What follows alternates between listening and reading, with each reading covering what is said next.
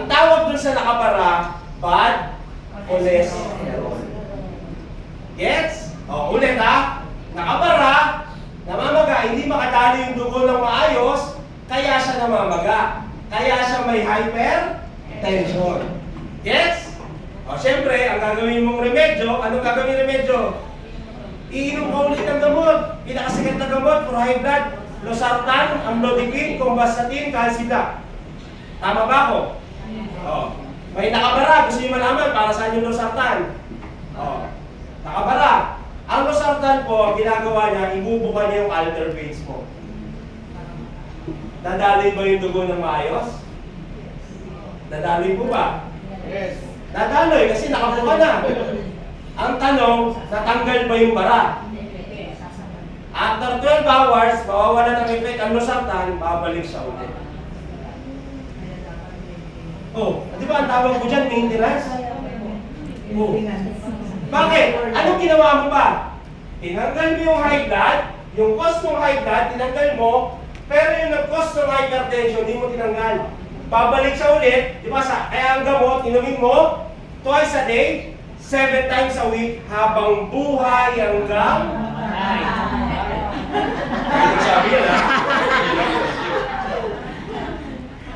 Kasi, ang Pilipinas, babalik ulit ako, believer tayo ng Western medicine. Tandaan nyo, gumagastos sila ng billions of dollars para i-market sa inyo maganda yung produkto nila. Kung makikita nyo, pag may diabetes ka, high blood, pag na-confine sa hospital, hindi naman yun yung kinamatay eh. Ano kinamatay? Komplikasyon ng ano? Komplikasyon na ano?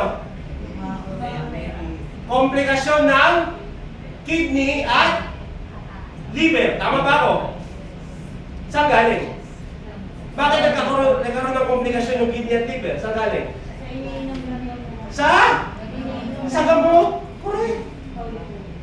Oh, gusto nyo malaman? Huwag nyo sisisihin yung doktor. Gusto nyo malaman? Ako doktor. Si mami may cancer. Tama? Bibigyan kita ng gamot? Hindi. Ano lang yun? Example lang. Example. Kunyari, si mami may cancer. Tama?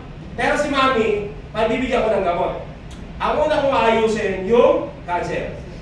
Eh may problema rin ako sa kidney tsaka liver. Tsaka na yun, cancer muna. Eh yung pinabigay kong gamot, para sa... Anong sinisira doon?